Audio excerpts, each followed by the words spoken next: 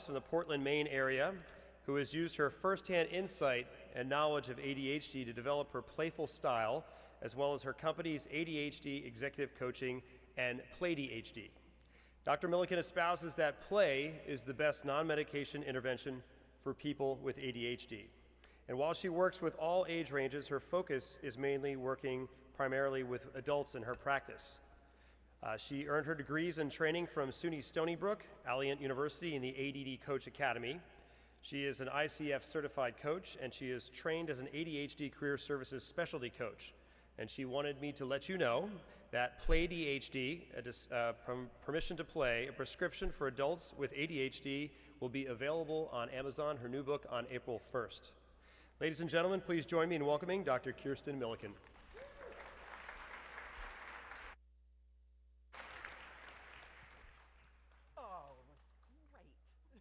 Thank you. Woo, hi. Yay, Hacky.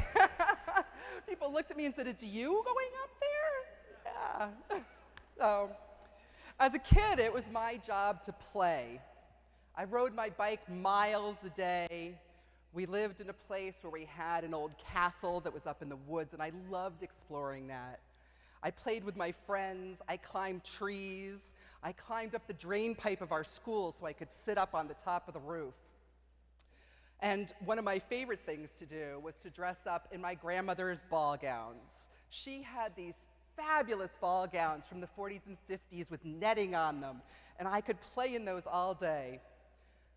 I was so good at playing that my teachers decided that I should be in the Gifted and Talented program. So when I was in second grade, I was put into a special Gifted and Talented program where all the other kids went to classes.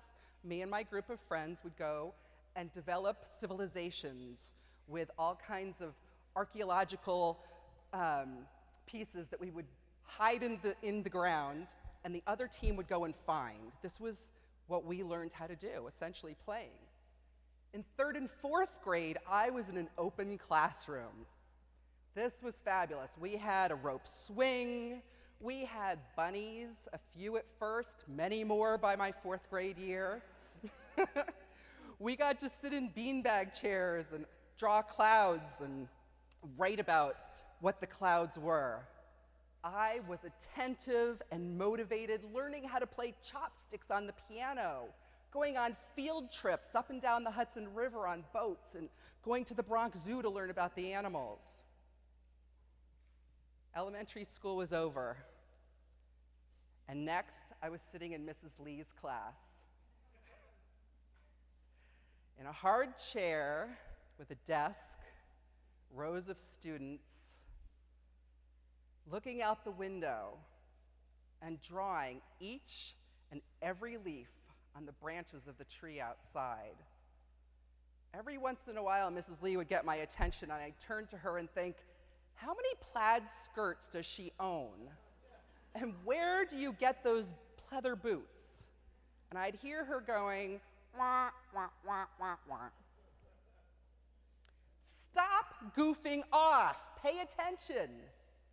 If only Kirsten would apply herself a little bit more, she would be a great student. I was no longer gifted and talented, according to my teachers. I did have moments of brilliance.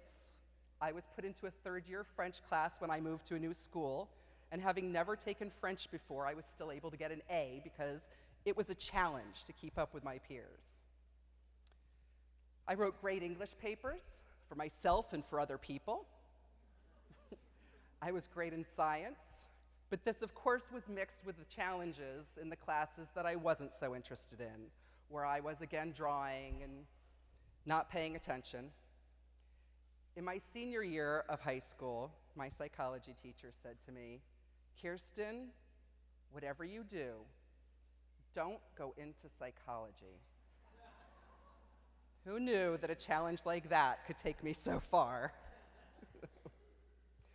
So several years after that, I had gotten my doctoral degree. It took me a few extra years. I was about 5 years ABD, had other things to do. I'd had several jobs, going from one to another, always acquiring new skills, but once I had adopted a new skill set, I was kind of done with the job. I had my own practice, and I became very popular with the providers in Maine. They would say, send your students who have learning problems to Kirsten, because she just gets it. I got it. I found out later, because I got it. My son got diagnosed, and then I realized one day that that's a really heritable, highly heritable disorder. And my ex-husband did not have ADHD. And I called him up and said, you know, I was thinking